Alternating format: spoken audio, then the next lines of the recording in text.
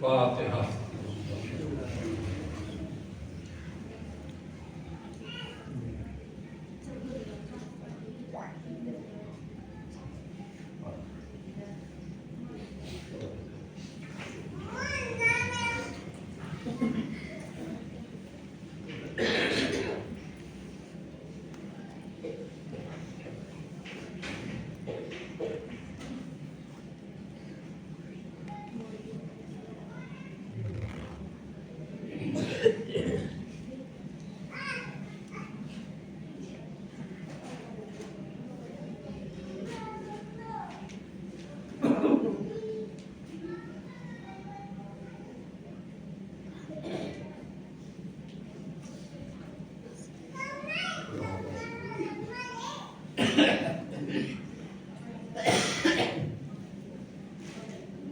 لا حول ولا قوة إلا بالله العلي العظيم.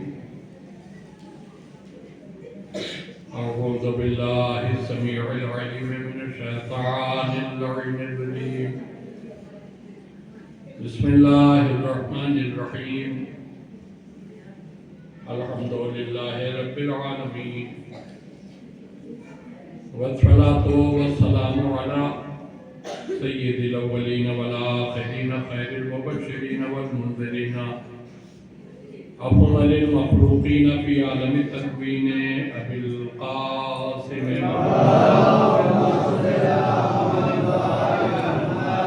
وآله الطيبين الطاهرين المعصومين المظلومين، ولعنة الله على أعدائهم أجمعين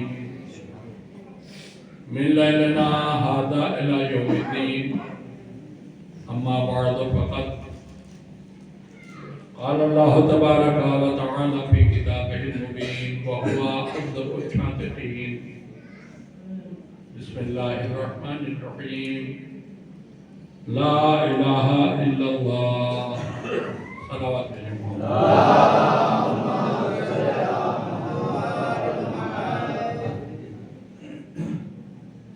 محترم اور معزز سامعین،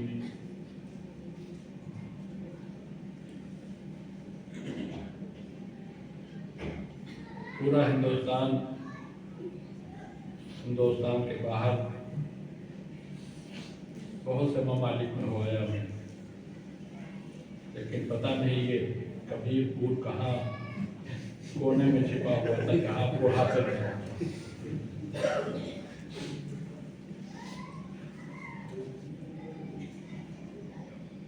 آپ میرا مزاج نہیں جانتے، مجھے آپ کا مزاج نہیں معلوم۔ کس طرح کی ذاکری آپ کو پسند ہے،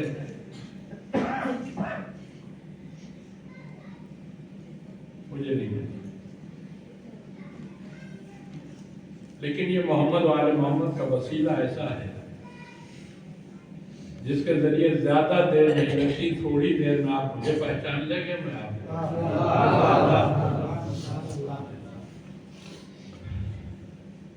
شہزادی کونین کے سلسلے کی مجلسیں ہیں۔ ہو سکتا ہے آپ کو اچنبھا ہو رہا ہو کہ میں نے عنوان ایک ایسی آیت کو قرار دیا ہے جس کا براہ راست شہزادی کونین سے کوئی رابطہ نظر نہیں آتا، لیکن یہ قرآن ہے۔ جو فقرہ میں نے آپ کی خدمت میں پیش کیا ہے، یہ قرآن ہے، اور قرآن کو سرسری انداز سے اگر کوئی سمجھنا چاہے تو سمجھنا نہ ممکن۔ انشاءاللہ اسی فقرے کے ذیل میں شہزادی کونین کی گفتگو بھی ہوگی۔ چونکہ شہزادی کے سلسلے کی گفتگو ہونی ہے تو ایک بات آپ کی خدمت میں عرض کر دوں، کسی کو بھی پہچاننے کے دو ہی ذریعے ہوتے ہیں۔ جس کی گفتگو ہو رہی اس کا تعلق کس خاندان سے ہے، اس کی ماں کس خاندان کی ہے، اس کا باپ کس طرح ہے۔ براہ راست جناب سیدہ کو پہچاننا ممکن نہیں ہے.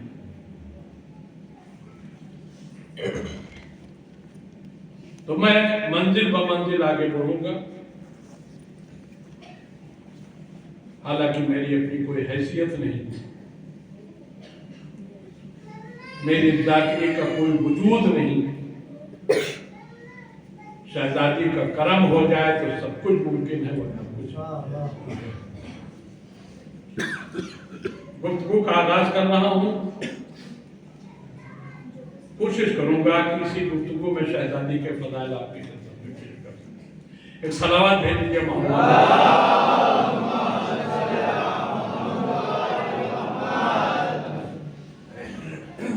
لا الہ الا اللہ، کوئی اللہ نہیں سوائے اسے ایک اللہ. تھوڑی سی وضاحت اس فکرے کی ضرور سمجھتا ہوں تاکہ بچہ حقیقت سے واقف ہو جائے. یہ آیت قرآنی ہے اور 2 الفاظ کے اضافے کے ساتھ میرے نبی نے اسے اپنی حدیث بھی بنایا. ایک لفظ کا اضافہ شروع میں اور ایک لفظ کا اضافہ آخر میں. شروع میں جو لفظ نبی نے بڑھایا اس کے ساتھ وہ ہے قولو، اور آخر میں جو بڑھایا وہ ہے فتفلحوا. اب لا الہ الا اللہ کہا جائے تو یہ قرآن کی آیت ہے. قولو لا الہ الا اللہ فتفلحوا کہا جائے تو یہ پیغمبر کی حدیث ہے. لا الہ الا اللہ، کوئی اللہ نہیں سوائے اسے ایک اللہ کے. وہ ایک اللہ جو ہمارا خالق ہے، ہمارا مالک ہے، ہمارا رازق ہے، ہمارا معبود ہے. ہم اس کے بندے ہیں. اس دنیا میں بہت سے کام ہمارے ایسے ہیں جس میں ہم کسی کی مدد کے بغیر کام کو پورا نہیں کر پاتے، لیکن ہمارا اللہ وہ ہے کہ جسے اپنے کام کو منزل تک پہنچانے کے لیے نہ کسی کی مدد کی ضرورت ہے نہ کسی کے سہارے کی ضرورت ہے. وہ جب چاہے جو چاہے جیسے چاہے کر سکے.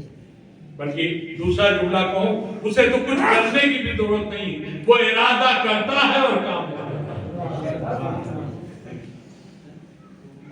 ساری دنیا اس کی محتاج ہے، وہ کسی کا محتاج نہیں.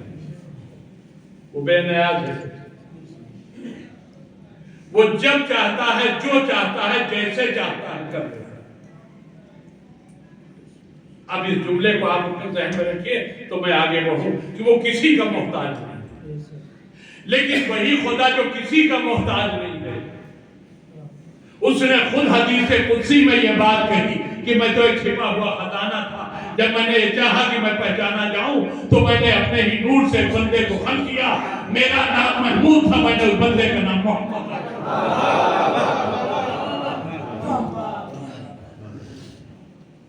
اپنے کو پہچانوانے کے لیے میرے ابتدائی فکر ذہن میں ہے کہ نہیں، وہ کسی کا محتاج نہیں ہے.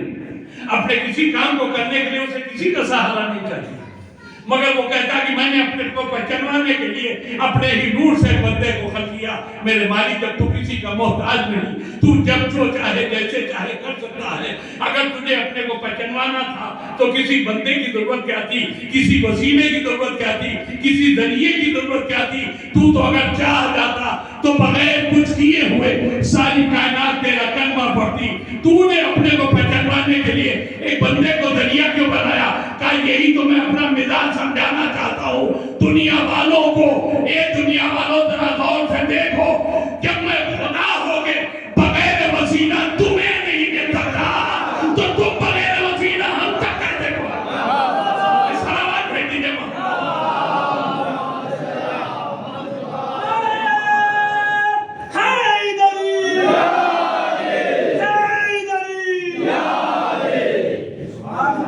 اس نے اپنے کو پہچانوانے کے لیے نور پیغمبر اسلام کی تخلیق کو عملی جامہ پہنا.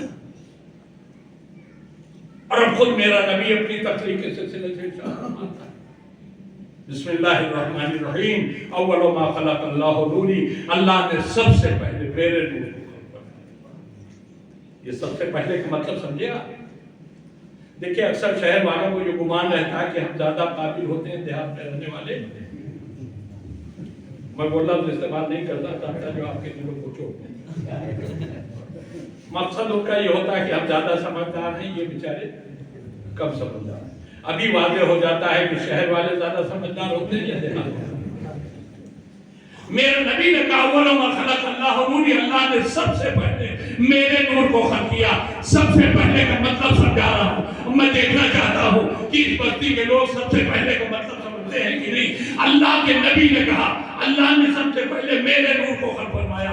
اس سب سے پہلے کا مطلب آپ سمجھے، یعنی جب تک اللہ نے اپنے نبی کے نور کو خلق نہیں کیا تھا، یہ زمین کا خاکی فرق نہیں تھا، یہ آسمان کا نیک نقشہ پیدا نہیں تھا، شمس و قمر کی قندیلیں نہیں تھی، ستاروں کے قمقمے نہیں تھے، ہواؤں میں حرکت نہیں تھی، پہاڑوں میں بلندی نہیں تھی، سمندروں میں پانی نہیں تھا، دریاؤں میں روانی نہیں تھی، ہوا میں جنبش نہیں تھی، دریاؤں میں پانی نہیں تھا، انسانوں کا پتہ نہیں تھا، ملک کا وجود نہیں تھا، جنوں کی خلقت نہیں تھی، جہنم پیدا نہیں ہوا تھا، جنت خلق نہیں ہوئی تھی، کچھ بھی نہیں تھا.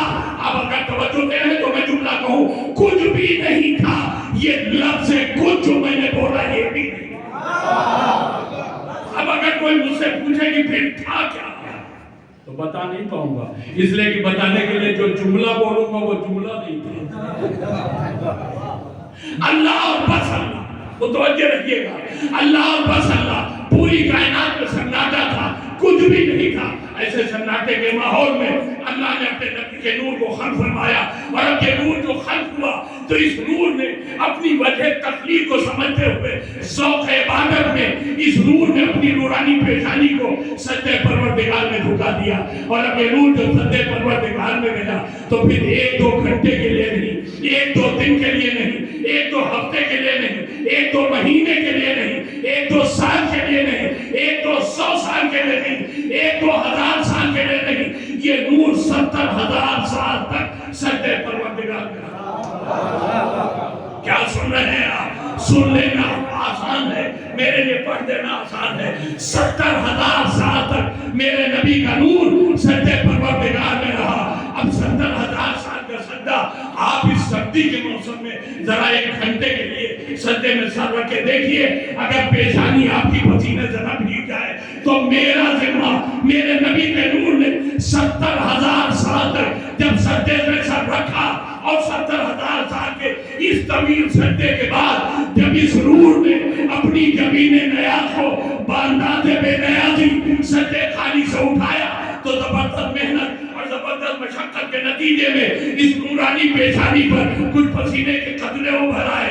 اللہ نے اپنے نبی کی نورانی پیشانی کو دیکھا، پیشانی پر ابھرے ہوئے پسینے کے قطروں کو دیکھا، قطروں کے پیچھے اپنے نبی کے جذبے کو دیکھا، جذبے کی سچائی کو دیکھا، اور اس کے بعد قدرت نے ان پسینوں کے قطروں کی قیمت کا اعلان کیا.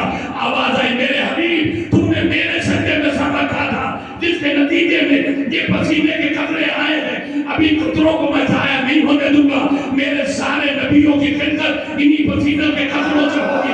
آدم اسی سے بنیں گے، نوح اسی سے بنیں گے، ابراہیم اسی سے بنیں گے، عیسیٰ اسی سے، موسیٰ اسی سے. 1,23,999 قطرے میرے نبی کی پیشانی سے ٹپکے. اب آپ توجہ دیجیے گا، میں جس مندر پر آ گیا ہوں مجھے آپ کی داد چاہیے. 1,23,999 قطرے میرے نبی کے ماتھے سے ٹپکے اور ہر قطرہ ایک نبی کی خدمت کا ذریعہ بنا.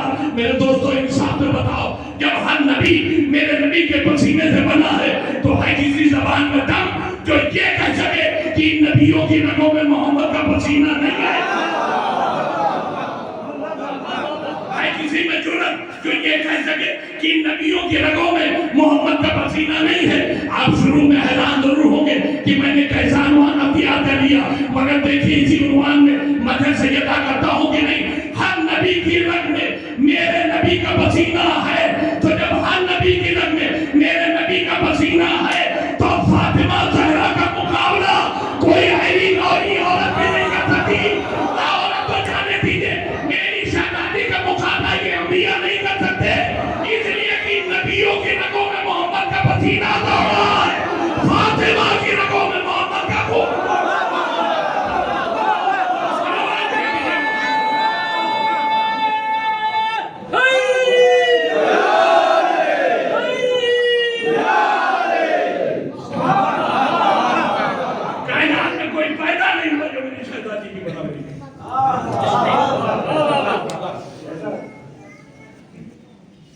چلیے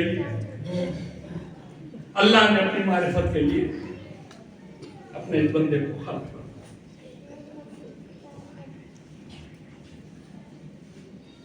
اور یہ بندہ وہ ہے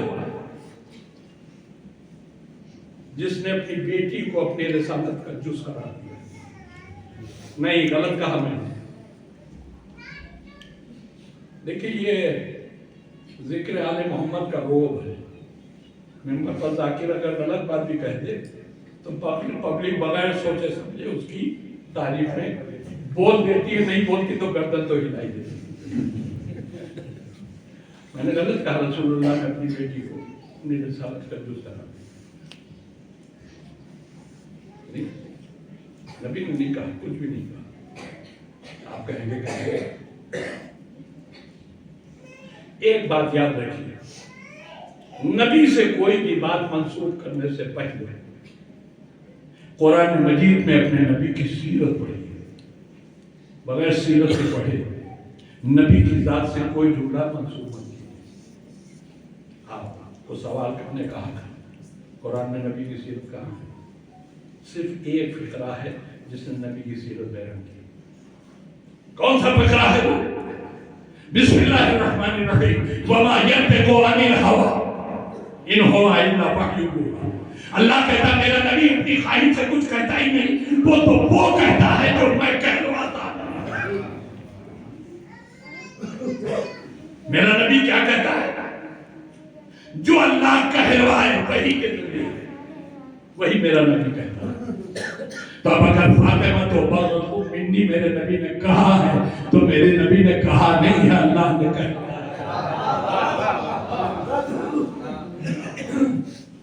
جزو رسالت میرے نبی نے بنایا نہیں، اللہ نے بنا کے بھیجا تھا، نبی سے اعلان کروایا۔ بس اب آپ یہ ذہن میں رکھیے گا، میری شہزادی جزو رسالت ہے۔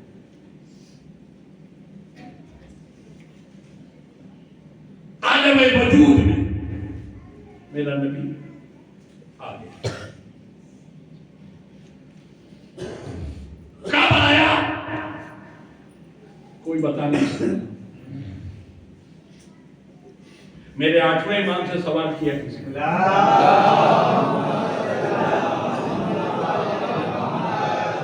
لیکن میں نے کہا تھا تھوڑی دیر میں ہم آپ کو سب سمجھ لیں گے اور آپ کو سمجھ لیں گے۔ تب ایک بات سن لیجیے، آپ میری واہ واہ مت بولیے، بالکل نہ بولیے گا، مجھے کوئی شکوہ نہیں ہوگا، مگر صلوات دھیرے سے مت بھیجیے۔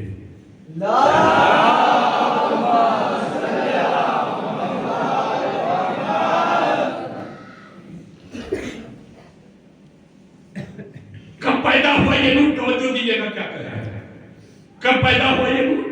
جب پوری کائنات میں بنا میں مخلوق کچھ نہیں۔ ہم جس اللہ کو مانتے ہیں اس کے متعلق 99 نام ہے قرآن مجید میں۔ آپ کو جیسے ہی آپ کھولیں گے داہنے ہاتھ پر اس کے کچھ اسماء گرامی آپ کو ملیں گے جو 99 ہے نا۔ ان سارے ناموں پر ہمارا ایمان ہے۔ صفات کے اعتبار سے اس کے یہ نام ہے۔ ایک نام جو اس میں نہیں ہے، لا شریک۔ اللہ لا شریک ہے، اس کا کوئی شریک نہیں۔ اور یہ صفت اللہ کی وہ ہے جو کسی کو مل ہی نہیں چاہتی، چاہے کوئی کتنی بڑی ہو جائے۔ کوئی انسان اللہ کا بندہ چاہے جتنا بلند ہو جائے لا شریک نہیں ہو سکتا۔ یا ہو سکتا ہے؟ آپ بتائیے، ہو سکتا ہے؟ نہیں ہو سکتا۔ اللہ نے اپنے نبی کے نور کو جن حالات اور جن کنڈیشن میں خلق فرمایا، بنا میں مخلوق کچھ تھا ہی نہیں، تو جب کچھ تھا ہی نہیں تو میرے نبی کا نور بھی لا شریک ہوا کہ نہیں ہوا؟ اس لیے کہ شریک ہونے کے لیے موجود ہونا ضروری ہے۔ اور پوری کائنات کے بنا میں مخلوق کچھ ہے، خالق ادھر ایک اکیلا، مخلوق ادھر بھی ایک اکیلا۔ تو جب کوئی تھا ہی نہیں تو میرے نبی کے نور کا بھی کوئی شریک نہیں، تو میرے نبی کا نور بھی لا شریک ہو گیا کہ نہیں؟ دیکھیں چونکہ اللہ کا کوئی شریک نہیں ہو سکتا اس لیے آپ کی زبانیں خاموش ہیں، آپ بول نہیں رہے، لیکن سچی بات یہ ہے کہ جب کوئی تھا ہی نہیں پوری کائنات میں تو میرے نبی کا نور کا کوئی شریک کرتا ہی تھا، تو لا شریک ہی تو ہوا۔ ہم نے آوازی میرے مالی لا شریک ہونا صرف تیری شان ہے، تیرے علاوہ کوئی لا شریک نہیں، مگر میں کیا کروں، تو نے اپنے نبی کے نور کو پیدا ہی ایسے حالات میں کیا کہ وہ بھی لا شریک۔ اب تو اپنی لا شریکیت کو کیسے بچائے؟ اللہ نے آواز دی گھبرائے وہ جس کے اختیار سے کوئی چیز باہر ہو، پریشان وہ ہو جس کے قبضے میں کچھ نہ ہو، گھبراہٹ اسے ہو جو بے بس ہو، جو لاچار ہو۔ میں صاحب اختیار ہوں، میں صاحب اقتدار ہوں، میں جب چاہوں جو چاہوں جیسے چاہوں کر سکتا ہوں۔ میں نے کہا ہم مالک ہم سب مانتے ہیں، تو جب چاہے جو چاہے کیسے چاہے کر سکتا ہے، مگر ذرا ہمیں یہ تو بتا دے تو اپنی لاشریکیت اس محمد کے سامنے بچائے گا کیسے؟ تو لاشریک، اس کا نور بھی لاشریک، اب تو اپنی لاشریکیت اپنے نام کیسے بچائے گا؟ متوجہ ہے کہ نہیں؟ اللہ نے کہا دیکھو ابھی میں بچاتا ہوں اپنی لاشریکیت کو۔ اللہ نے یہ نور جو اپنے پہچاننے کے لیے پیدا کیا تھا، اس نور کے دو حصے کیے، ایک حصے کا نام محمد رکھا، ایک حصے کا نام علی رکھا۔ اللہ نے آواز دی پہچانا تم نے؟ ہم نے نور کے دو ٹکڑے کر دیے، ایک ٹکڑے کا نام محمد ہے، ایک ٹکڑے کا نام علی ہے۔ اب محمد علی کے شریک، علی محمد کے شریک، میں پھر لا شریک۔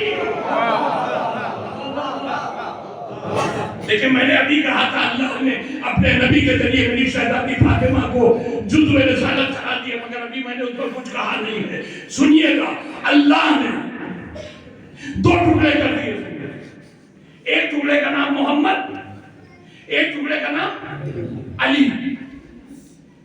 اب آپ بتائیے ان دونوں میں کوئی فرق ہے؟ عقیدے کی بنیاد پر نہ بولیے، مشاہدے کی بنیاد پر۔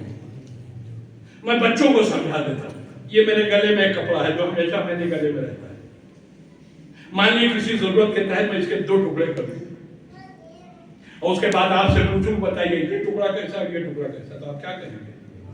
جناب ابھی تو یہ ایک تھا، آپ نے اس کے دو ٹکڑے کر دیے تو دونوں میں کوئی فرق تھوڑی ہوگا، جیسا یہ ویسے یہ، جو اس کا کلر وہی اس کا کلر، جتنا یہ پاک وہی یہ پاک، جتنا یہ بلند اتنا یہ بلند، جتنا صاحب فضیلت یہ ٹکڑا اتنا ہی صاحب فضیلت، یہ تو کہیں گے۔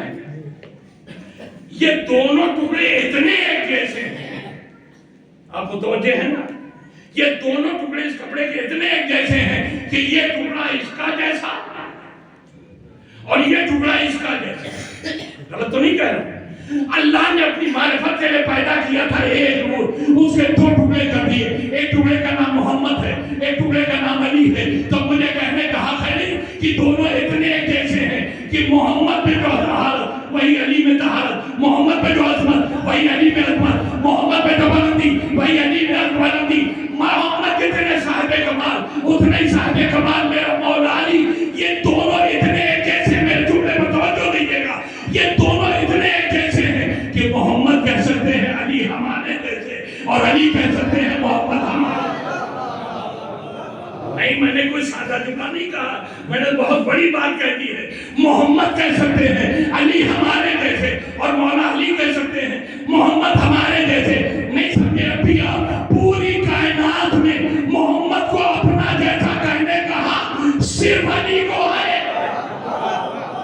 علی کے علاوہ کسی کو یہ حق نہیں ہے کہ وہ کہے کہ محمد ہمارے جیسے، لیکن محمد کو اپنا جیسا میرا مولا علی کہہ سکتا ہے۔ مگر کمال کی بات یہ ہے کہ جسے حق تھا کہ وہ کہے کہ محمد ہمارے جیسے، اس نے کہا کبھی نہیں، میرے مولا نے کبھی نہیں کہا محمد ہمارے جیسے، حق ہے کہنے مگر کہا کبھی نہیں۔ انہوں نے تو کچھ اور کہا ہے۔ کیا کہا؟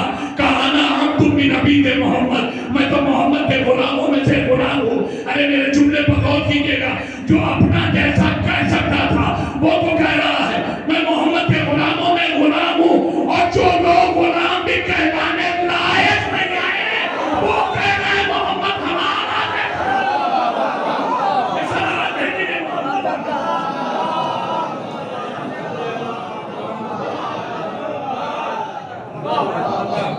اچھا اب آ رہا اس منزل پر کی شہزادی کے لیے جملہ صاحب کے حوالے کر دوں. شہزادی سے اللہ نے کہلوایا جزء رسالت ہے یہ تمہاری رسالت کا جز ہے. اور یہ نبی جب اس دنیا میں آیا تو اس نے جملہ کہا اگر علی نہ ہوتے تو میری فاطمہ کا کوئی کفر نہیں تھا. کیا کہہ رہا ہے؟ اگر علی نہ ہوتے، دیکھیں بے پناہ شہید بھائی رسول جس کا نام ہے علی، پوری کائنات میں اس سے زیادہ عزیز میرے نبی کا کوئی ہے نہیں. اب ایک سوال ذہن میں اٹھتا ہے، جب اتنا عزیز تھا رسول کا، اتنا شہید تھا تو اللہ نے اسے چچیرا بھائی کو بنایا، سگا بھائی بنایا؟ رسول کا سگا بھائی بنا دیتا علی کو، اللہ کے لیے کوئی مشکل نہیں. جناب آمینہ کی بطن سے رسول اللہ بھی ہوتے اور مولا علی بھی ہو سکتے. اللہ چاہتا، اللہ نے کہا نہیں ہو سکتا، اس لیے کہ اگر علی نہ ہوتا تو میری فاطمہ کا کوئی کفر نہیں تھا. اگر رسول اللہ کا سگا بھائی ہوتا علی تو فاطمہ کا شوہر تو نہ ہوتا، تو فاطمہ بن بیاہی رہ جاتی. کیا کہہ رہا ہوں؟ فاطمہ بن بیاہی رہ جاتی اگر رسول اللہ کا سگا بھائی ہوتا مولا علی. اسی لیے اللہ نے انہیں چچیرا بھائی بنایا تاکہ فاطمہ کا کفر فاطمہ کو مل جائے. اگر علی رسول کے سگے بھائی ہوتے تو پھر اللہ نے قرآن مجید میں کہا ہے اپنے لیے کفر من احد، میں ایسا ایک ہوں جس کا کوئی کفر نہیں ہے. اگر علی رسول کے سگے بھائی ہوتے تو پوری کائنات میں دو ہی ایسے ہوتے جس کا کوئی کفر نہ ہوتا، ایک اللہ کا کفر نہ ہوتا، ایک فاطمہ کا کفر. صلوات بھیجیے.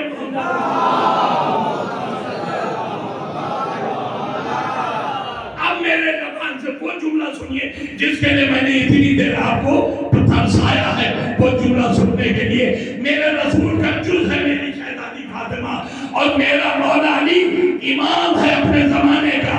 میرے رسول کا جز ہے میری شہزادی فاطمہ، اور میرا مولا علی زمانے کا امام ہے. اور خود سچے رسول نے کہا ہے یہ علی کے برابر ہے، یہ علی کی جیسی ہے.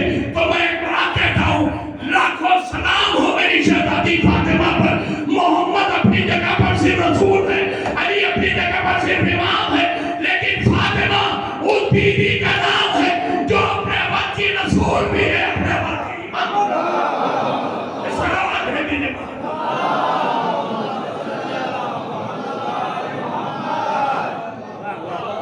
رسالت کا جز ہے تو رسول ہے، امامت کی کفو ہے تو اپنے وقت کی امام ہے. اب اس منزل پر آنے کے بعد اگر آپ اجازت دیجیے تو پھر میں ایک بات اور کہوں. ایک صلوات بھیجیے محمد.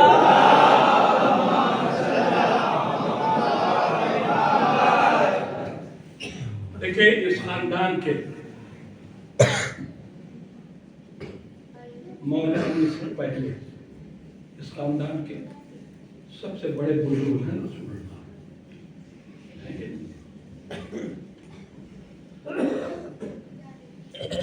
اب شیعہ کا بچہ جانتا ہے رسول اللہ سب سے بزرگ ہیں، پورے خاندان کے بزرگ ہیں. اس کے بعد مولا علی، پھر شہزادی سیدہ ہے، مولا حسن ہے، مولا حسین، اس کے بعد آپ چلے جائیں. شرافت کی تعلیم دینے والا خاندان.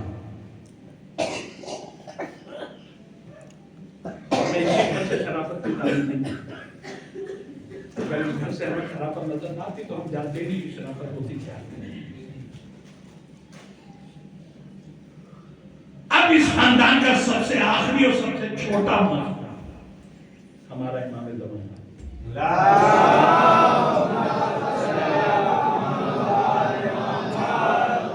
اب آپ عالم تصور میں میری گفتگو کے ساتھ سب سے چھوٹا معصوم، چھوٹا باعتبار عمر، باعتبار رشتہ، فضائل کے اعتبار سے نہیں، فضائل کے اعتبار سے تو کلنا محمد، سب محمد ہے. عمر کے اعتبار سے، رشتے کے اعتبار سے سب سے چھوٹا معصوم. انصاف سے بتائیے ان کے سامنے میرا مان لیے آخری امام تشریف فرما ہے اور ان کے سامنے ان کا باپ ہمارا 11واں امام آ گیا ہے. باپ کے احترام میں میرا امام زمانہ اٹھے گا کہ نہیں؟ اٹھے گا؟ اچھا چلیے میرا 11واں امام بھی آ کے بیٹھ گیا، اب ان کے سامنے ان کے بعد ہمارا 10واں امام آ جائے، 11واں امام 12واں امام دونوں اٹھیں گے کہ نہیں؟ اٹھیں گے نا؟ اچھا چلیے اب یہ تینوں بیٹھ گئے، اب آ گیا میرا 9واں امام، اب 10واں امام بھی اٹھے گا، 11واں بھی اٹھے گا، 12واں بھی اٹھے گا کہ نہیں؟ اب یہ بھی بیٹھ گئے، اب آ گیا میرا 8واں امام، اب جتنے بیٹھے ان سب کا بڑا ہے، یہ سب اٹھیں گے کہ نہیں؟ 8واں بھی بیٹھ گیا، اب ان کے بعد آ گیا میرا 7واں امام، تو اب 8واں امام بھی اپنے چھوٹوں کے ساتھ اٹھے گا کہ نہیں؟ اٹھے گا؟ توجہ رکھیے، اب آ گیا میرا 6واں امام، جب 6واں آ گیا تو میں 7ویں کے، اب جتنے چھوٹے ہیں سب اٹھے، وہ بھی بیٹھ گیا، اب آ گیا میرا 5واں امام، تو اب جتنے اس کے بعد والے جتنے چھوٹے سب اٹھے، اب آیا 4واں امام، تو 5واں بھی اٹھے گا اس سے پہلے، اس کے بعد والے جتنے ہیں سب اٹھے، اب 5ویں کے بعد آ گیا میرا 4واں امام، اب چوتھے امام کے بعد جتنے امام ہیں سب اٹھیں گے، 4تھے امام بیٹھ گئے، آ گیا میرا 3واں امام، اب سارے امام ان کے بعد والے اٹھیں گے کہ نہیں؟ اب آ گیا میرا مولا حسن، امام حسین کا بھائی ہے مگر رشتے میں بڑا ہے، اب میں امام حسین کے بقیہ چھوٹے امام اٹھیں گے کہ نہیں؟ اٹھائیں گے؟ لیجئے یہ بھی آگے بیٹھ گیا، اب آگے مولا علی، یہ سارے اماموں کے بعد، تو اب سارے امام میں دیکھ کے اٹھیں گے کہ نہیں؟ اب آگے مولا علی بھی بیٹھ گئے، توجہ دیجئے گا، مولا علی بھی بیٹھ گئے، اب آگے رسول خدا، اب سارے خاندان کے بزرگ ہیں رسول، اب انصاف سے بتائیے میرے 12 کے 12 امام اٹھیں گے کہ نہیں؟ اب میرا رسول سب سے بزرگ، اس سے بڑا کوئی نہیں ہے، تو اب یہ تو کسی کے لیے نہیں اٹھے گا، میں کیا کہہ رہا ہوں، سارے امام اپنے بزرگ کے سامنے اٹھیں گے کہ نہیں؟ اٹھیں گے، آپ نے مان لیا، اب میرا رسول سب سے بزرگ، تو یہ اگر آ جائے تو ہر چھوٹا اٹھے گا، مگر اب رسول سے بڑا کوئی نہیں ہے، لہذا رسول کے احترام میں کوئی اٹھے گا کہ نہیں اٹھے گا؟ نہیں، آپ نہیں پہنچے، میں کہاں لے جانا چاہتا ہوں، اب آ گئی میری شہزادی فاطمہ، انصاف سے بتاؤ اب سارے امام اٹھیں گے کہ نہیں؟ میرا رسول اٹھے گا کہ نہیں؟ کچھ سمجھے آپ، سارے ہمارے معصوم وہ ہیں جو اپنے بڑے کے لیے اٹھیں گے، ایک اکیلی فاطمہ ہے، اگر آ جائے تو چھوٹے بھی اٹھیں گے، بڑا بھی اٹھیں گے۔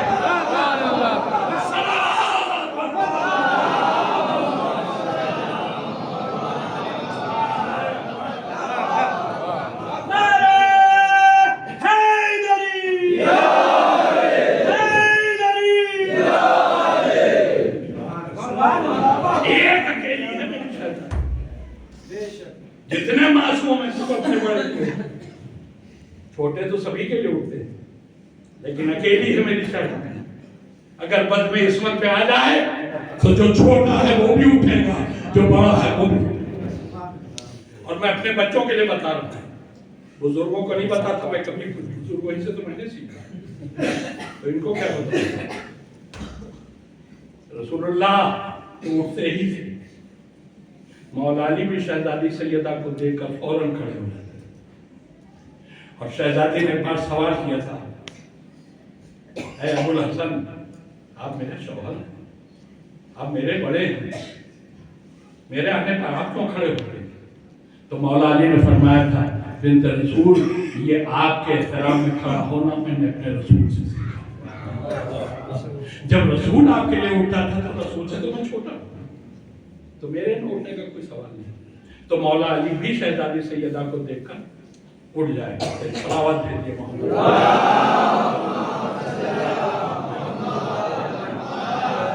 لیکن میری گفتگو اسی طرح چلے گی، ابھی باپ کا ذکر ہے، اس کے بعد جناب خدیجہ کا تذکرہ بھی کروں گا انشاءاللہ، ہو سکتا ہے کل ہی ہو۔